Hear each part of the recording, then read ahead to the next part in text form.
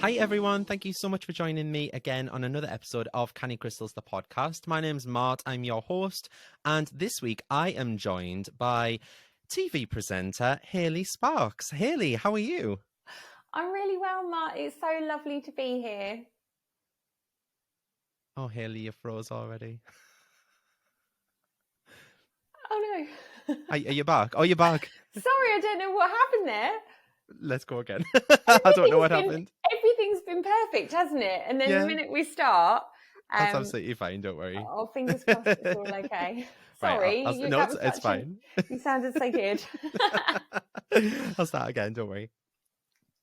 Hi everyone, thank you so much for joining me on another episode of Canny Crystals, the podcast. My name is Mart, I'm your host, and this week I've got an extra special guest. I've got TV presenter Hayley Sparkes in the show. Hayley, how are you? Oh, I'm really well. I am so excited to be here. I am one of your regular listeners, so thank you so much for having me. No, thank you so much for being here. I know when you reached out to me, you said that you'd listened to all the past episodes. Some people do that just to get on the show, but I know you genuinely have listened to them because we've talked about some of the content and things. So thank you so much for being a listener. I absolutely love it. So Hayley, you've got quite an interesting story, haven't you? Especially around when you were a teen. And it's something that I was really interested in sharing with my listeners.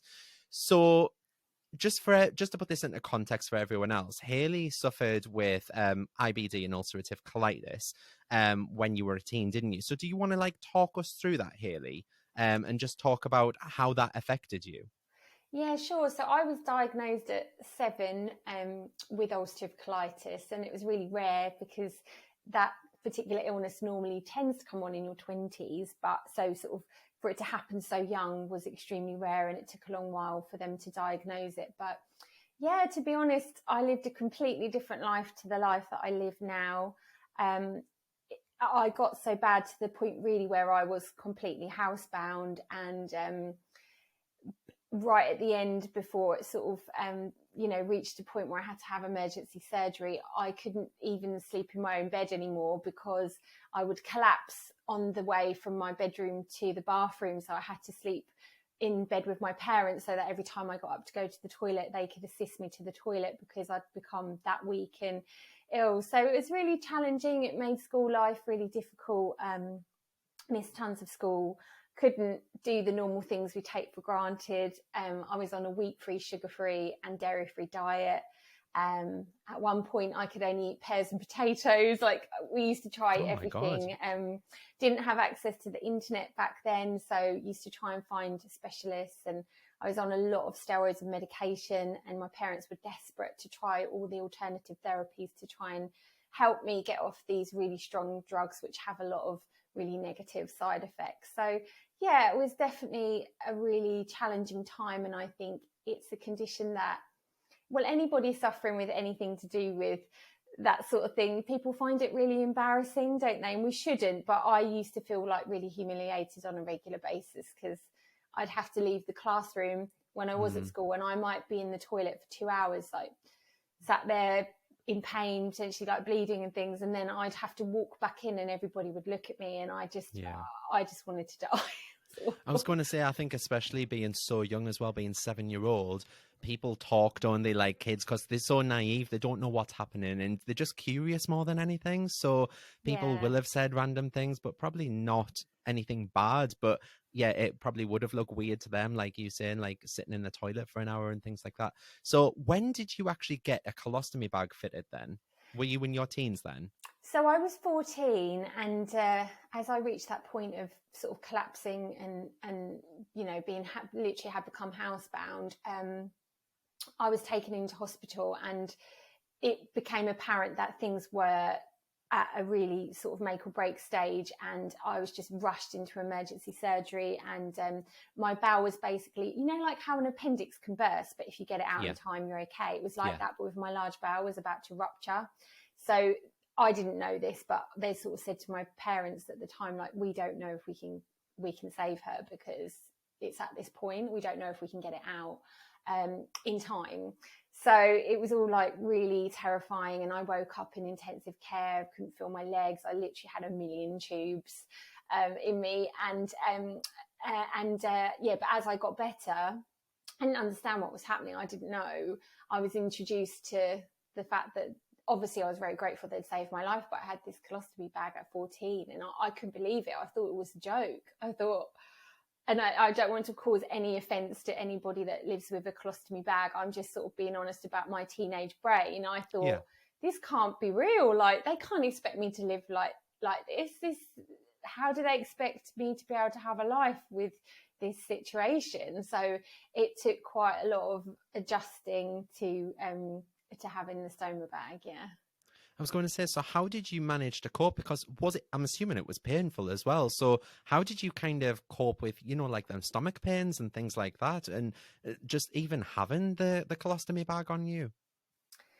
Well, because of everything I've been through, I was like 5.5 stone. I was in a wheelchair because I was so frail and weak because I'd been so ill prior to having the stoma bag. So I feel like almost like I was reborn, if that makes sense. Like, I had to have help to learn to walk again. Obviously, I had to regain weight. I was, I guess, like, just so weak, and it just took such a long time. But because the operation had removed the part of the bowel that had the colitis, as I started to get better, and obviously I came off all my medication that had stunted my growth and caused me a lot of problems. I could eat whatever I wanted for the first time in 7 years. I could eat chocolate and bread and all the things that we just take for granted. So I had to have a gratitude for the stoma bag and appreciate that it literally given me a life I'd never had. I didn't have to rush to the toilet anymore. I could sit in with my classmates and not sit right by the door. I could go on school trips. I could walk to the newsagents, all these I could go on a car journey and not be panicking. And so because of the life that it gave me, I had to learn to appreciate it and be grateful. It's so nice as well that you saying that you were so grateful and had all this appreciation for it, because being 14-year-old as well, it must have been so hard with peer pressure and things like that to even like drink or some alcohol. Like, you can't have alcohol, like beer and lager and things, can't you with like IBD? So I'm just thinking, like, back when I was 14, 16, I don't think I was appreciative for anything. I wasn't even appreciative for the roof that I had over my head. You know what I mean? Like, because you're just going to school and you're coming home, you're seeing your friends. So I think it's really inspiring that you've actually been appreciative at that age. So did this last for 2 years? Is that right? Did you have your surgery at age 16 to have that removed?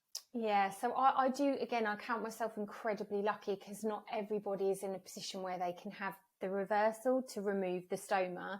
But luckily, because I just had the colitis and I didn't have any Crohn's disease, they said that we'll be able to take this bag away. And they create, it's really, really clever what they do, but they basically create like this little, they call it a J pouch, but it's the intestine that you have left. They change the shape of it so that and then sort of sew it up to your muscles and like your rectal muscles, so that you can eat normally and go to the toilet pretty much normally like a regular person. It will never be obviously 100% the same, but it's phenomenal how they do it. I mean, it's a massive operation. It was still quite a big decision because it was, I think, 6 or 7 hour operation. The recovery time was significant.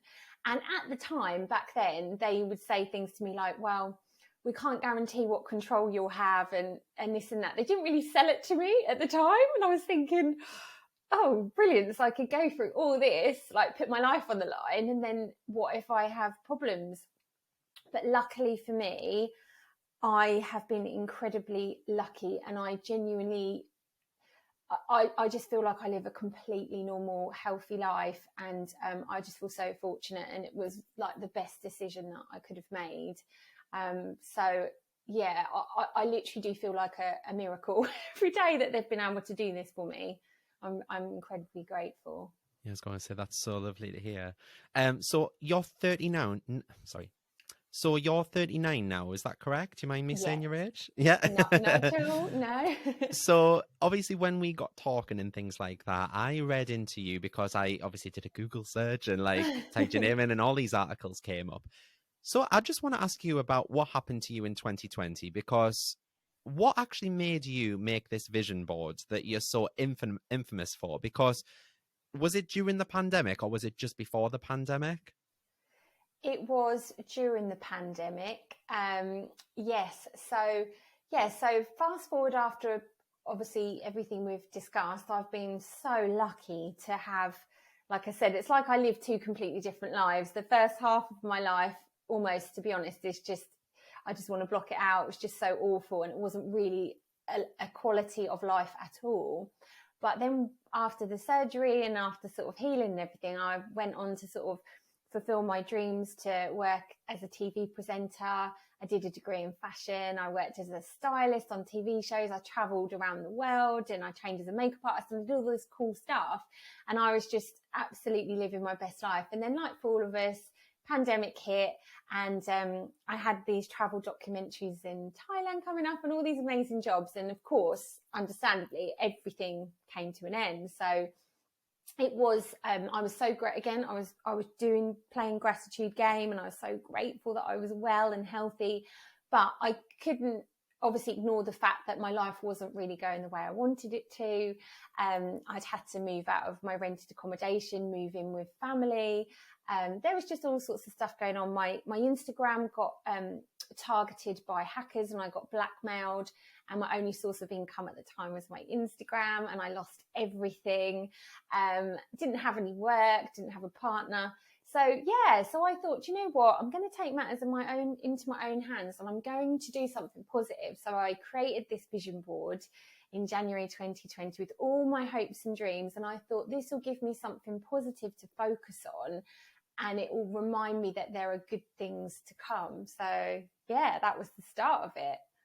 So what did you actually put on your vision board? Did you do like a physical vision board, or did you do like a digital one? What did you actually put on it? I did a physical one. I did use magazines, but I found photographs really helpful because it's quite hard to find things through magazines. So I would just put things into Google and then print them out as photos, and in a massive glass frame. And I really enjoyed doing it. And I had all areas. I had like the charity work that I do with the Pink Ribbon Foundation and stuff on there that I hope to get back to. I had an area for my love life, because I've been sort of looking for love for 7 years since my ex-husband cheated on me. So I had a love life area. I had a presenting travel area. I had a dream house on there. There was, every area of my life that I could think of. And I also put a lot of gratitude on there as well. So it wasn't all about, I want this, I want that. It was also about the appreciation that I had, my health, I had my friends, my family. So it was a bit of a mix of the two. It's nice that you've said as well about areas on the vision board, because that's not something that I've really given any thought to. Usually I'd just get like something to do with my love life, something to do with my money, something to do with family. Do you know what I mean? And I would just whack it all on the board in a jumbled up order. But now actually you've said that, it probably makes sense to like focus on key areas. So maybe split the vision board into like 8 parts maybe, and think, okay, I'm going to put everything to do with love here, everything to do with finances and money here. It kind of makes more sense, doesn't it? Because then you're able to focus your energy on those things without it being jumbled up. Yeah, and I have what I call a butterfly brain. So my brain is very overactive, and I have like a million thoughts at once. So for me, I work really hard to try and whether it's making like to-do lists, or when it came to a vision board, making sure it isn't all jumbled up like my brain is on a daily basis. That really helps me to focus. So I'd definitely say that would be a tip that might be helpful, because it just makes anything that makes it really clear and obvious what it is you're trying to achieve. I think that's a good thing. And through your vision board, you were able to manifest your dream home in Essex, weren't you? Yeah, that I'm sat in right now. Can't believe it. Yeah, it was about 6 months after that I really reassessed my board, and it was one of those moments where my mouth kind of like dropped open, and I just thought, wow, I've pretty much everything's happened. Like, bear in mind, like I said, I'd not been very lucky in love since, you know, my ex-husband had cheated. We got divorced, and I was really hoping to find someone. It just hadn't worked out for me. I'd met my partner really quickly after doing the dream board. We'd bought this dream house together in Essex. It was everything, you know, we'd both sold the houses that we owned and moved in together. I had a vision for a presenting job in Mauritius. That was booked and in the diary, or it may well have happened at that point. There was even little things that I hadn't anticipated. So I wanted to get a contract with this fashion brand, and I put that on the board. And I'm also an ambassador for the Pink Ribbon Foundation, which is an amazing charity that raises money for those affected by breast cancer. So unintentionally, I'd put the fashion brand and the charity next to each other on the board, and I suddenly realized, wow, they came on board as a partner of the Pink Ribbon Foundation. So they pay money monthly to be involved, and they'd created a whole big collection so that every time something's sold, they raise money. And I was like, I didn't even predict that, but it happened, and they were next to each other on the board, and we just had this massive press event with loads of celebrities, and it was raising all this awareness and money. And I thought, you can't make that up, because I didn't even plan that to happen. No, I was going to say there's no coincidences when it comes to law of attraction. It's like you've manifested that, you've brought that to fruition. Do you know what I mean? Yeah, wow. It was amazing. It made me so happy. And it also just made me think, wow, I don't really want to keep this to myself, because my friends and family that I talked to about it, they were all then sending me pictures of their vision boards for their things that they wanted to achieve. And they were like, we're trying it. And they were asking me for help. And I thought, oh, it might be worth, maybe sharing this a little bit more on a wider scale, because maybe enough people don't know about it. And I thought, at the end of the day, what's the worst that can happen? You've got nothing to lose by giving it a go. That's how I always think about anything to do with the law of attraction. You're not harming anyone. It's not like you're running around like shouting insults at people or anything like that. It's all in your head, you know what I mean? It's being positive and being grateful, like you were saying earlier. So how did the law of attraction come about for you then, Hayley? Like, do you think that you've actively manifested things in the past, or do you think that you've just consciously started to realize that's what you were doing like in later years now? I think because of the health challenges that I had, I didn't know anything about the law of attraction. But my mum in particular, I look back and I think, wow, she gave me so much good advice, which actually sort of plays into that now, because it was so challenging to get through. She would say things to me, for example, like, when I'd just be so down and like I just had enough, she would say to me, like, Hayley, you have to think there are people so much worse off than you. And I'd think at the time, well, that just makes me feel worse. I don't want to think of people that are in even more pain than I'm in. But she was right. And, she'd say, yes, you've got this difficult condition, but you're alive, and you've got this and you've got that. And she would make me appreciate what I had. And I always used to think to myself, I have to be grateful for what I've got, because there is always someone worse off than you. And if you kind of have that, then rather than just feeling pity for yourself, you're like, actually, you can appreciate all the things that you do still have. You've got a loving family. You've got amazing NHS workers that are helping you.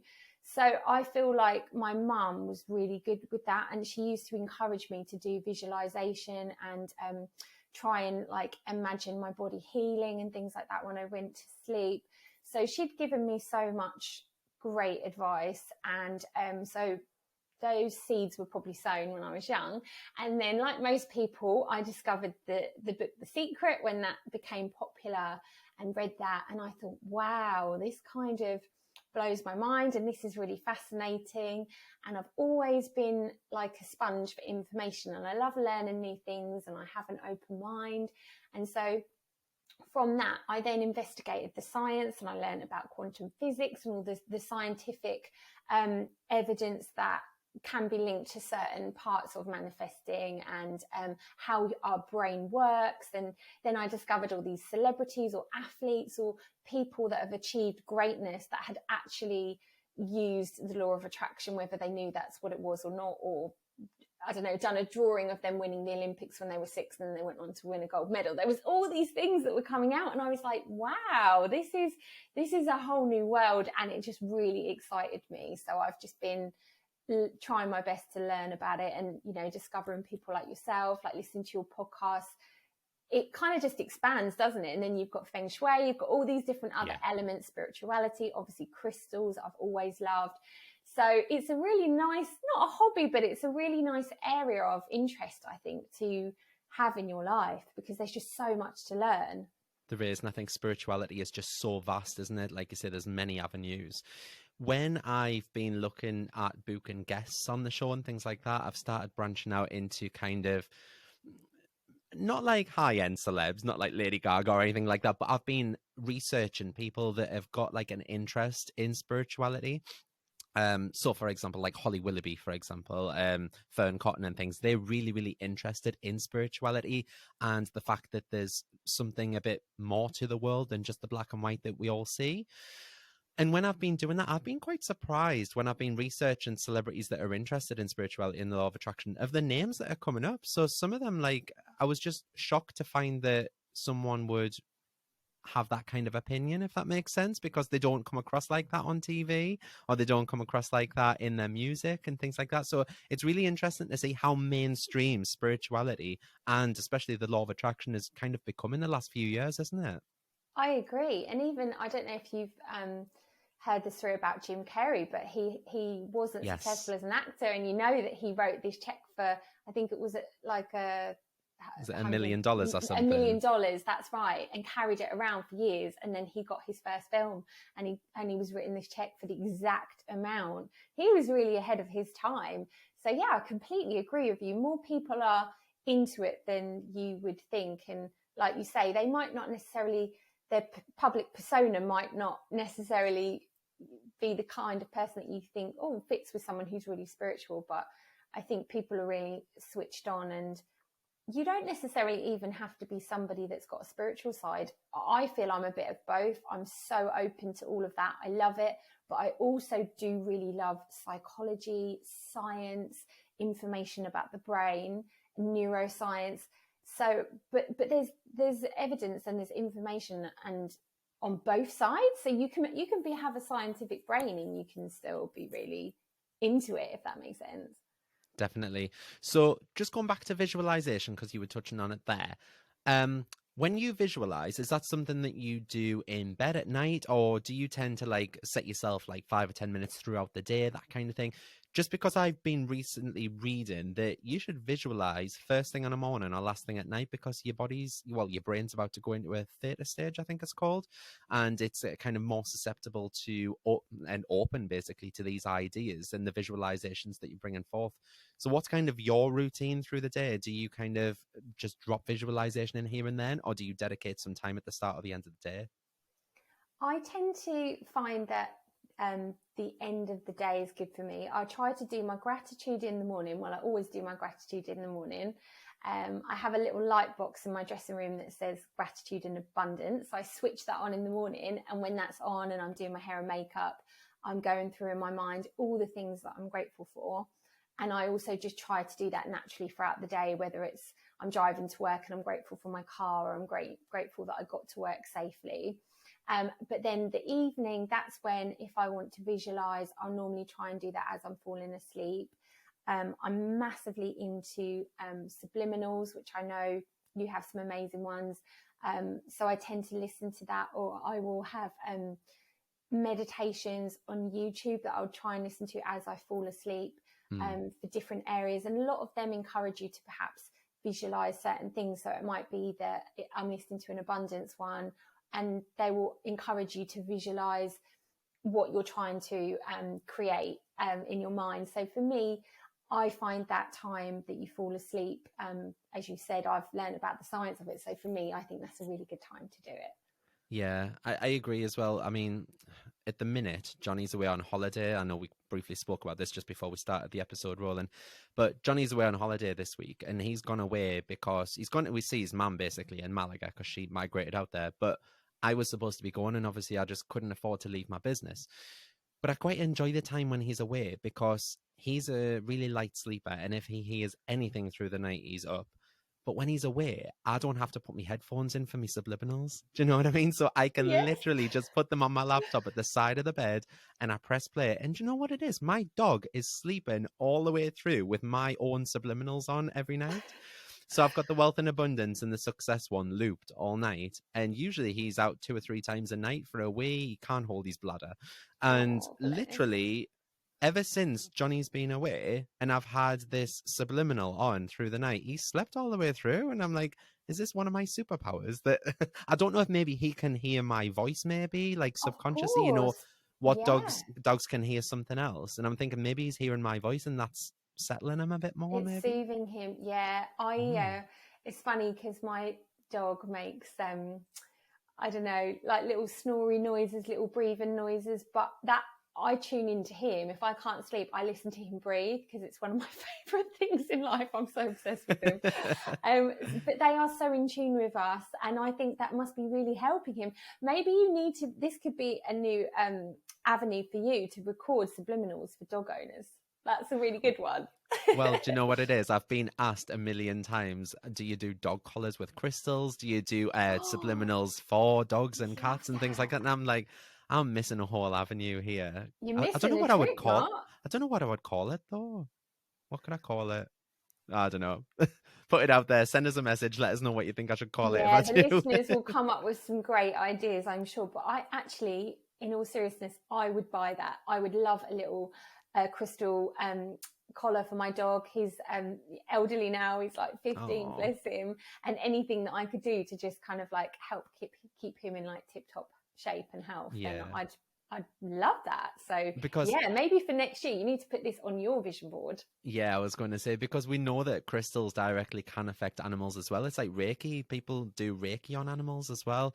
And I Yeah. think, especially my dog, he's got quite bad separation anxiety. And I think it all comes back Oh. down to the pandemic, obviously. Before the pandemic, Mm-hmm. we were leaving him 6 or 7 hours a day and he was absolutely fine.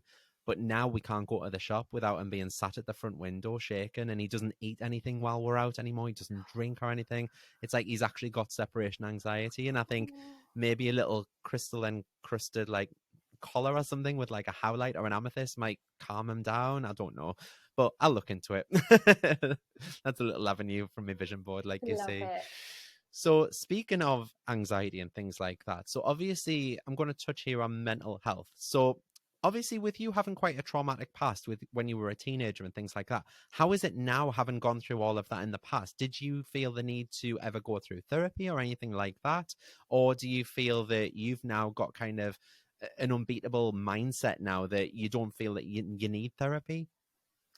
I mean, to be honest with you, I think every single person would benefit from therapy, and it is definitely something that I would be keen to explore 100%, because even the happiest of people, we've all got things that we could improve or work on.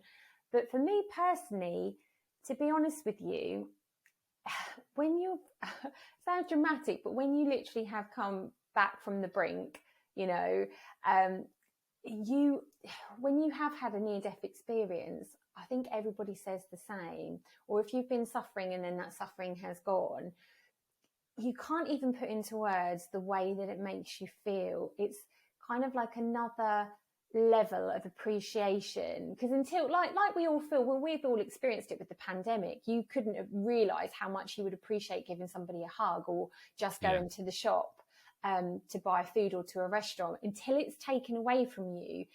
As much as you think you appreciate it, I don't think you really do until it's actually gone. So for me, it was like life was illuminated. All these things, like eating a piece of toast, for example. So when I was younger, I remember I had friends that, you know, when people didn't eat their crust, like children didn't eat their crusts of bread, I Yeah. had friends that like wouldn't eat their crusts. And I would secretly be sat there thinking, do you know what I would do if I could just eat your manky crusts of bread? Like, because I couldn't have bread for 7 years. And so just eating a bit of toast was like euphoric, just doing the most basic things that you wouldn't even think about, to me was like the best thing ever. Like sleeping through the night, getting back to my own bed, going to sixth form, doing my A levels, going to university, like traveling around the world, getting on a flight, getting on a bus, like anything. Like it was just so amazing. So I felt superhuman. I felt just so happy and grateful, and I felt strong, and my body was getting stronger, and it was like a new lease of life. Like I hadn't really known what like a normal life was like before, and it was like I was experiencing it for the first time. So I think because that gave me so much happiness, I, at that time, didn't really feel like I had anything to be sad about. Yeah. So sorry, let's get my words out. So when you spoke there about how, hang on, how am I going to phrase this? Sorry. It's all right. Oh, this always happens, and I have like total brain fart moments. That's all right. Can I help? What's the gist So of what it you want was to say? about feeling grateful, but what you just said there.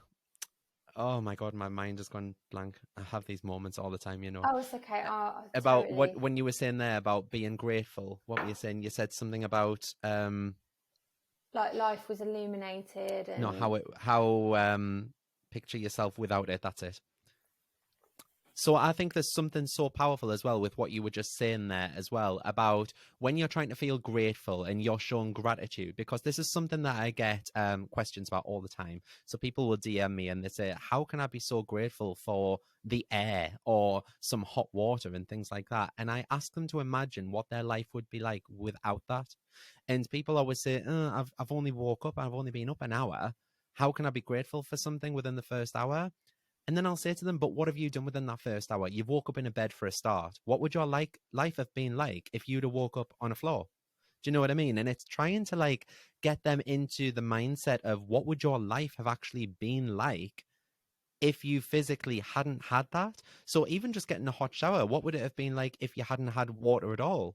What would it have been like if you hadn't had any breakfast because you couldn't afford food? We've got so much to be grateful for in life. And I think there's something so powerful there in visualizing what your life would be like without that thing, because it's only when you actually visualize your life without that that you're actually truly grateful for what you've got in life. I agree. And I would start by saying you woke up today. Like there will be people that haven't woken up today. But Exactly. I don't get me wrong. I know that if you're in a bad place, it's really sometimes so hard to dig deep. And don't get me wrong, I know I probably come across like a positive Polly, and I am in general, but I have been to some really dark places where my spirit's been completely broken. Like before I nearly died, I literally had given up. Like every little bit of hope in me had gone. Over the 7 years, it just eroded, and I had my spirit literally felt like it had just died. So I know how hard it is when you're at that point to even think about being positive about anything. But if you can just dig deep and just carry on with it and think about everything you could possibly be positive for, it honestly, even if it's like each day you feel 1% better, that's still 1% better than the day before. And then do it again the next day and you might feel 2% better. So I completely agree with you to think that there's nothing to be grateful for. Honestly, you've got to look at what's happening around the world. You've got to think about these poor people in Ukraine and in third world countries that are going through the toughest time. And yes, it doesn't stop us having problems that are valid, but I think context is so important. Like one of my tips would be, I do so much driving for work, my presenting jobs, I'm here, there and everywhere. I used to get so frustrated in traffic jams. I used to think, I've already got a 4-hour round trip today and now I'm stuck in traffic. And honestly, I completely reframe it. So if you can reframe that negative thought, so I think, I'm listening to Canny Crystals podcast here. I'm chilled out in my car. I've got Marty's lovely voice is keeping me company. I'm learning something interesting today. I'm not the person or people involved in the accident or breakdown. Like I'm lucky, I'm safe in my car, I'm relaxed, all my need, I'm warm. And then all of a sudden I've gone from this like, negative energy, I'm going to be late for work, it's why me, it's so unfair. And suddenly I'm like, do you know what? I'm happy as Larry. I got my podcast on, I'm in my car, I'm fine. So if you can reframe, find a way to think about your negative situation and reframe the way you think about it, it will change your life. I totally agree. So what other manifestation tips do you have then? Because obviously that's a great one about raising your positive vibes and things like that and reframing things. What other tips could you tell my listeners basically about how to manifest and like some of the things that have and some of the things that have helped you in the past? I think it's really important to surround yourself, if you can, with positive people in your life. Or if you don't have friends that have like a positive outlook, listen to podcasts with people like yourself that are just full of positivity, full of tips, full of advice. Francesca Amber, you know, we love her. Find these people that really inspire you, because you always have access to listen to all these inspirational people, whether it's podcasts or YouTube. They are out there. And I find that that's such a great way to learn and different tips, because different things work for different people. Obviously, vision boards, I find, have really worked well for me. I think I'm quite a visual person. I also think like writing things down, breaking things down into different lists or segments is really beneficial as well. Because I think sometimes it's really easy to forget what we actually want. And then if you can take, like, maybe if it's like once a month, just take your notepad out if you can sit in the garden or be outside or be in a park or something. Like, I find for me that really helps me to focus on what I want. I would always say to people as well, other tips is, like, we do have a gut instinct, and I think so much of the time we don't listen to it. And often people will say, well, I don't know what I want, but often you know what you don't want, because your body will react, or you'll have a gut feeling, or if there's a person in your life, every time you've spent time with a certain friend, you come away feeling drained, you'll know. And I think that you need to tune into yourself more. I always remember when I used to work in fashion and do other things, and I really wanted to pursue my dream as a TV presenter. And I was really lucky at the time. I was friendly with the singer Alexandra Burke, who's a wonderful person. She's very much into this way of life. And I remember having a chat to her and saying, well, like, you know, I've got this nice job in fashion and beauty. Like, should I leave? And what do you think? Do you think I should just go for it, the presenting? And she said to me, she said, Hayley, why are you asking me? She said, you already know the answer. She said, stop looking for other people to give you the answers, because it's inside already. And I've always remembered that. I found that so profound, because I am the kind of person that does like to get advice from other people. And I'm not saying you shouldn't do that, but I never thought of it like that. And I thought to myself, you are so right. Why do we always do that? We know it's within us. I think we just don't tune into our inner voice or our gut feeling enough. And I think if you can just like almost retrain yourself to tune into your body, it will then help you to be guided towards the things in life that actually you're drawn to, that actually make you happy. And then I guess my other tip would be, find out what the little things in life are that bring you happiness, because we're not always necessarily going to be at a time in our lives where we have money to maybe buy the things that we think will make us happy. But what are the little things in life? So for us, I'm sure you agree, being with our dogs, Definitely. Best thing ever.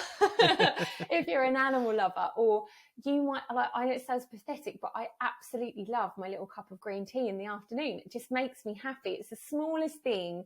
I love going for walks. I love music. For everybody, it would be completely different. But I think if you can tap into those tiny little things that don't cost money, that make you happy, or phone call with a certain friend or a coffee with a friend, you always feel good, write them down or work out what these little things are and plant them into your life as much as you possibly can, because that doesn't cost you any money, and that will raise your vibration. That will make you overall a happier person. It will make you appreciative. And then I think it will help you manifest like the bigger things that you want.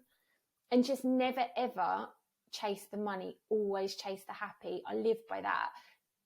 I think so many people spend their life thinking, oh, well, I'm going to chase this promotion because when I get more money, I'm going to get a better car. I'm going to get a bigger house. I'm going to go on like really luxurious holidays. And then I've met so many millionaires throughout my career that are absolutely miserable people. And I know most people think they know this, but we're in this like society where it's like, you've got to have this dress, you've got to be this dress size. When you get there, you'll be happy. And it's like, oh, it's so wrong. Like the way that we're fed everything in society always drives us to think that material things are what makes someone happy. And it honestly couldn't be. more the opposite of that. So find out the things that don't cost anything in life that make you happy, and just do them as much as possible, and just follow your heart, do what makes you happy, and never chase money. Yeah, I totally agree with that, because I don't know if you've heard the very first episode, I think it was, of Canny Crystals, the podcast, where I spoke about I'd worked for the NHS for years, and then I left my job because one of my friends had opened like a healthy eating restaurant, and he offered me quite a large like promotion basically on my salary.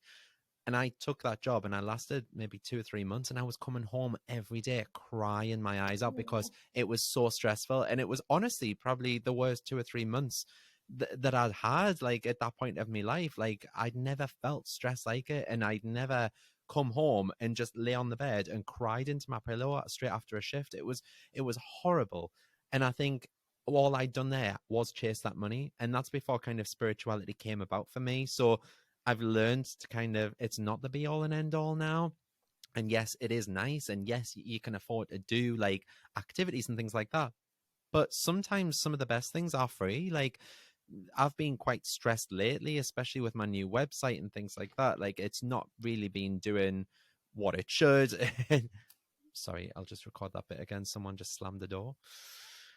So my website's not been doing what it should and things like that. So I've been quite kind of frustrated with it, and I've been getting myself quite vexed, and I've been trying to learn all the teachings from my life coach about how to keep my anxiety and things at a low. But some of the best things that I've found that have helped me is, like you say, sitting on the couch with a cup of green tea with my partner, with my dog, just watching a little like comedy or something, or like watching someone's like stand-up gig just to make you laugh. Like, I know he's not for everyone, but I absolutely love Jimmy Carr, and I do. It's I can hilarious. literally sit and watch Jimmy Carr or Joe Lycett or anything like that, and I'll sit and I'll put something like that, and it really raises my vibe because it forces me to laugh. And I spoke about this in my episode last week as well, about the medicine of laughter and things like that, and how Oh, just that's so even true. forcing a smile can basically make you feel better inside and release so many endorphins. So just by watching a little stand up, it's free. Well, I mean, you have to pay for Netflix or something like that. Do you know what I mean? But it doesn't Hmm. cost much, and it doesn't cost you the earth, but it's really helping to raise your vibes. And I think that really helps me with manifesting as well. I agree, I totally agree with that. And when I was ill as well, like my family would try and change the tone sometimes, like take the mick out of, you could look at a situation like really seriously, and or you can find the funny in pretty much everything. In every situation there is fun to be had. And my mum would just say to me, like, don't take yourself too seriously, always be able to laugh at yourself, be able to laugh with other people. And I completely agree with that. And one other sort of tip for listeners that's just come to mind that I think has really helped me is, often we have a lot of really well-meaning people in our life that say, for example, you want to leave a job or go for a promotion or change a career, whatever, it could be anything. And their life experience leads them to say to you all the reasons why you shouldn't do it. And they're often saying that because they think they're trying to help you. They think they're trying to protect you. So, for example, when I wanted to leave the jobs that I had after my fashion degree, and I really wanted to leave my job, set up a company so that I could pursue presenting, I cannot tell you the amount of people that gave me 101 reasons why I would never be a TV presenter. It would never work. It was really competitive. I didn't live in London. I didn't know anyone in TV. And I remember this sentence, and I said to them, I don't know how I'm going to do it. I just know that I will find a way. I just know that I'm going to do it. I don't know how, I just know I'm going to do it. And I was so single-minded. I was like, I will figure this out. And obviously I have been in a position that I've been able to do that. And I would say to anybody, if you have a vision, whatever it is, and anybody tries to tell you that you can't do it, just remember that. Just say, you don't have to know how you're going to do it. You don't have to have all the answers. All you need to do is, like, every day take a step in the direction of where you want to go. And then the next day, take another step. And sometimes you might have a step back, but that's fine. If you keep focused and you believe in yourself, I don't care what that dream is, you will eventually get there. But obviously you have to block out outside noise. If it's a good piece of advice, I'm not saying don't listen to it, but just be aware that often people aren't brave enough to follow their dreams. So people will come in and they will try and put you off and they will try and stop you. And I'll just say, do not listen. Because if I'd have listened to that, I would have not be doing what I do now. Like when I wanted to get a dog, people tried to put me off. Best thing that's ever happened to me. I used to have a horse. It was my absolute dream to have a horse when I was a kid and we didn't have any money. And I got to my 20s and I bought a horse. People tried to put me off. You know, unfortunately, he had to be put down, but it was the best 10 years of my life with my horse. So I think of all these things in life and I think, wow, if I'd have listened to other people, you know, my horse, my dog, my career, 3 of the things in life that have brought me so much joy, I wouldn't have had them in my life. So just be mindful of that, like listen to yourself. My gut feeling was, I was like, I will make this work. And I knew I would, but I didn't know how. Doesn't matter if you don't know how, you'll find a way. I think when you start to listen to other people as well, they start to project their fears and their belief system onto you as well. And I think you've got to stand strong and stand in your own power and think, this is my belief. I'm going to reaffirm to myself day in, day out that I am going to make it. And that's what gives you the faith and the hope to actually progress and actually reach and achieve your goals. Because I'd still be working in the NHS if I'd have listened to all my family and friends. Do you know what I mean? I wouldn't have left. I mean, I think when I'd gone to my nana's one afternoon, maybe last year or something, and I said, I'd started up a little side business. And I was like, you never know, one day I might even leave the NHS for it. Do you know what I mean? And straight away she just said, don't be so stupid. And she just quashed my dreams like that. And I mean, she's very old fashioned, my nana, bless her. And she didn't mean any harm by it, She but meant she was well. obvious. Yeah, she meant well. She totally did. She was probably just worried that, oh my God, if he leaves the NHS, he's not going to have an income and he's going to be kind of putting on us to kind of support him. Do you know what I mean? He's got a house, he's got a mortgage, he's got a partner. But they didn't see kind of my passion and the kind of the want and the need that I actually had for this business. And then as soon as I did leave the NHS, I didn't even tell them for 2 months because I knew fine well what they'd say. And as soon as I told them, again, obviously I got, you can't do that. And I went, well, funnily enough, I left 2 months ago. And they were all in panic mode. And I think my nana even had a slight little argument with me one day. And she was like, you can't make a living selling rocks.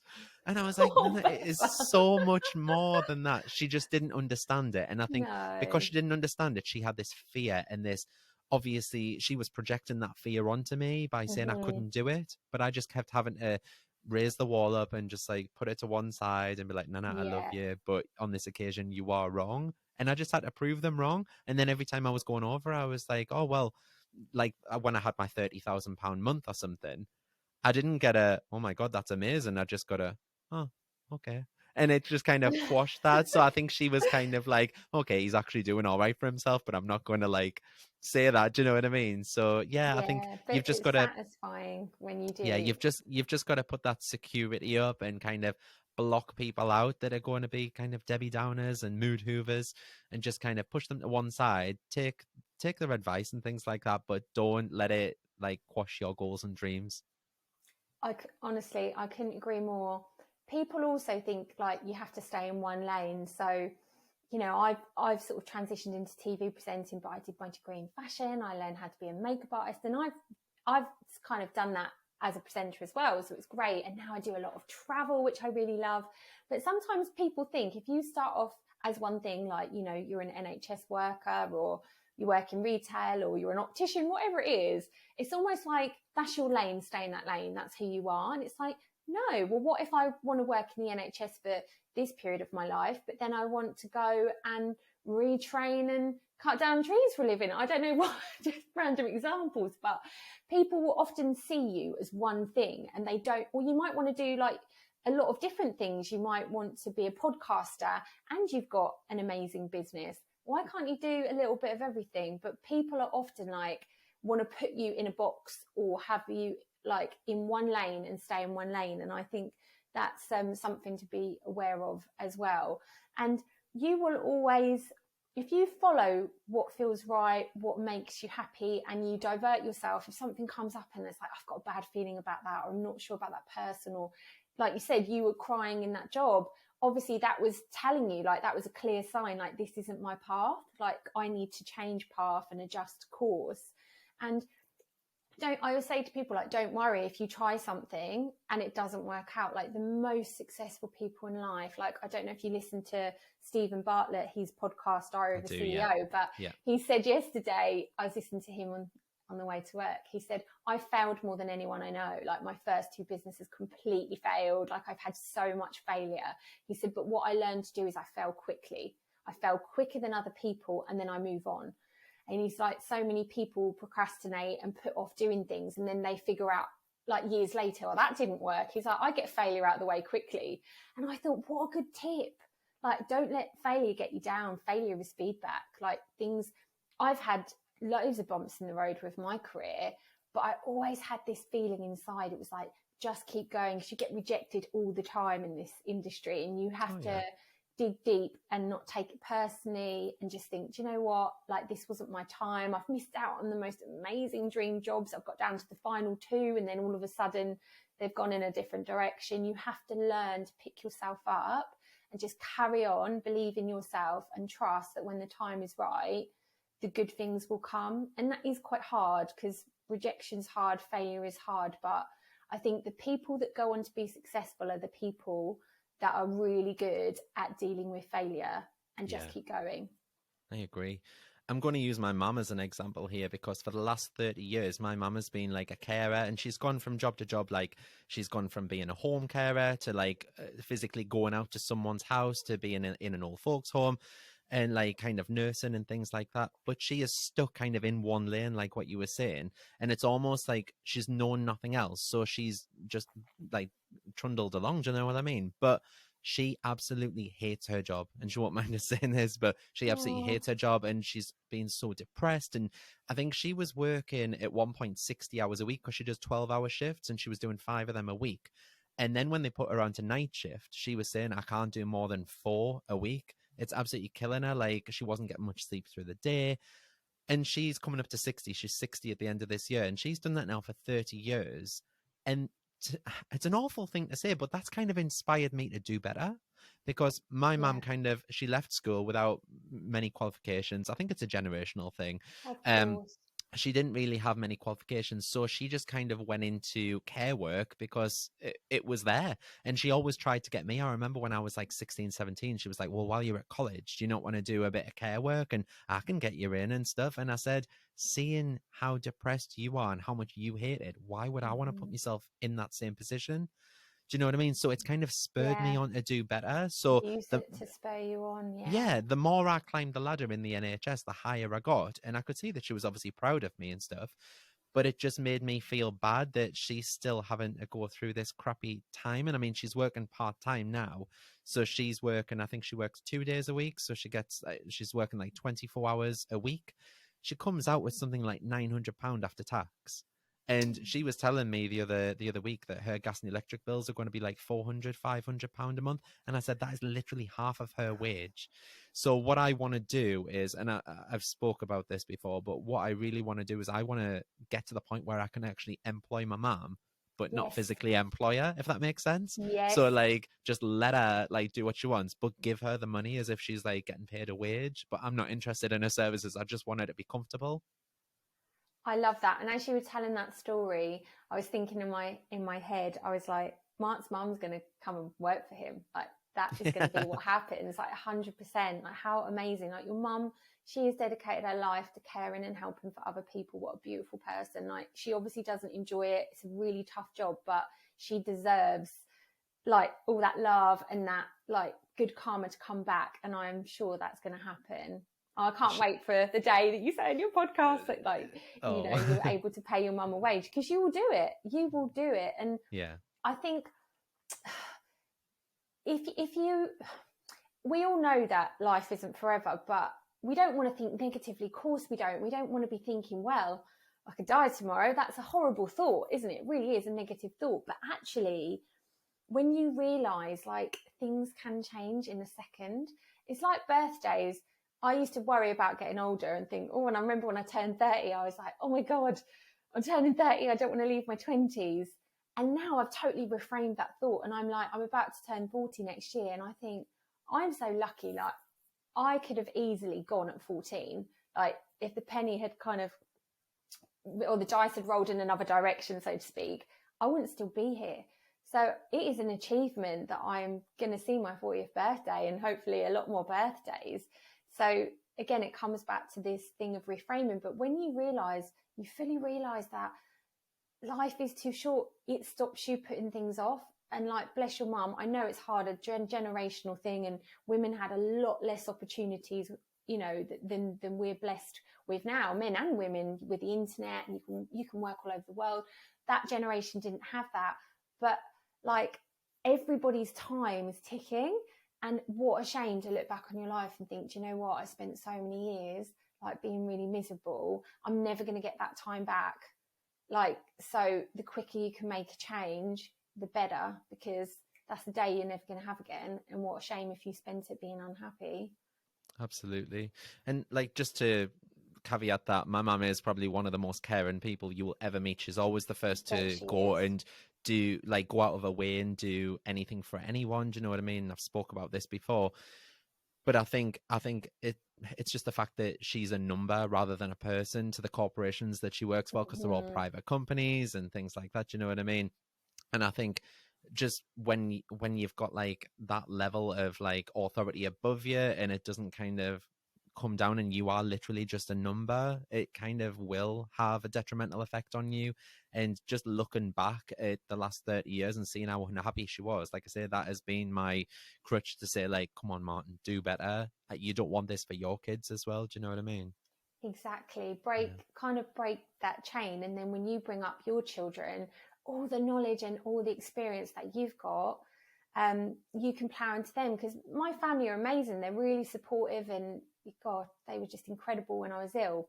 But when it's come to my career, it has been people, well-meaning people like my mum, and probably, you know, my nan at the time, saying those things of, wow, you don't live in London and you don't know anybody. People always think of the things that will go wrong, but they never think what will happen if it goes right. So maybe like your nan, bless her heart, she's thinking, well, Mark, you know, he's got a partner, he's got a property, blah, blah, blah, blah, blah. What about this? But they're not thinking, what if it really works? He could be, you know, mortgage free in 2 years. He could be, you know, this internet sensation and have like 1 million followers on TikTok or whatever, and they make money from that. It's like a lot of people's brains will always go down the road of what all the negatives could be. It's like their brain won't allow them to think the opposite way. Yeah, it's called negative bias, isn't it? We always look at the negative side of something. Yeah. Negative bias, yeah. And I think as well, it is a generational thing, because I think none of these opportunities, like you say, of being able to make money over the internet and stuff, none of that was available when they were like young people and like growing up. Do you know what I mean? So they see it as weird. I think when I first told me Nana that I'd sold some stuff on the internet, she went, "Oh, so will you get done by the police for scamming people?" And I was like, "What do you mean?" And she was like, "Well, you've sold to something, and it was because it was a digital product." And I went, "Well, no, I've sold it to them." And I was like, "I've actually given them it. I'm not scamming them out of money." And she was like, just looking at us to say, like, do you know what I mean? I was going to get arrested or something. But that's anyway, so sweet. so what's on your vision board for the future then, Hayley? What's the next 5 Oh, years hold for you, for example? yeah, I mean, my vision board is literally beside me now. So yeah, I mean, right in the center is the word happy, because I always strive to be happy. That's my number one. It's not about money. It's not about career success. It's just about how many days can I wake up happy? And obviously, of course, you know, awful things happen to all of us. We can't be happy all of the time, but my aim is to try and have as many happy days as I can. But yeah, I've got loads of things more presenting. There's a lot of exciting travel projects coming up for me. One potentially on a really, really massive mainstream channel that I'm like so excited about, because that will be a real dream come true. Family, I'd absolutely love to have a family, whether that's you know, a biological child, an adopted child, to be a mum and dad, me and my partner. So to do more of my charity work with Pink Ribbon, yeah, mainly around travel, friends, career, charity, family, happiness, yeah, all that kind of good stuff. I love that. I love that you've got happy in the middle as well. I think I need like a little quote or some words or something in the middle of mine, because mine is all just pictures. I hear you've also got a couple of discount codes, haven't you, for the listeners? Do you want to shout them businesses out there? Yeah, sure. So I do. Sorry, I just made a noise there. Sure. So yeah, I really appreciate the listeners tuning in today. And I thought, oh, can I do anything? Just a little treat. So I work with two really lovely fashion brands. So one is called Blue Vanilla, and they're offering all of the listeners a special 15% off. And we'll put I'm sure we'll put the code in the show notes. And then the other fashion brand is called Licorice. Again, they both do beautiful clothes, and they are offering 20% off. And also they'd like to do a giveaway. So what we've suggested is, if you'd be happy to follow Licorice and myself on Instagram, maybe just put Canny Crystals in the comment and obviously give us a little like. We'll pick a couple of winners, and then you can both pick a dress of your choice as a little treat on us to say thank you. I love that. Thank you so much. And obviously for anyone listening, I will put all of the links to those in the show notes as well, so you can go ahead and enter that competition and get the discount codes. And also, Hayley, how can people find you as well? What's your Instagram handle? So on Instagram, I am Hayley Sparkes TV, and that's Sparks with an E. So yeah, please say hi. I'd love to know what you thought. Just keep in touch. I love interacting with my followers, and yeah, it's a nice little platform, Instagram. I find it actually really, really positive. My followers are great, and I love connecting with new people on there. So yeah, Hayley Sparkes TV. And I do insist that everyone goes and follows Hayley, because her content is just amazing. She's just been on holiday. It's just made us so absolutely freaking jealous. But go and follow her, because obviously her Instagram did get hacked, and she's down to, is it 12 or 13,000 followers now? Yeah, I had a approaching 30. I mean, it's fine. It's all about like having the right kind of people, but it was hard. It was really hard, because just losing all your content, all the people that follow and support you.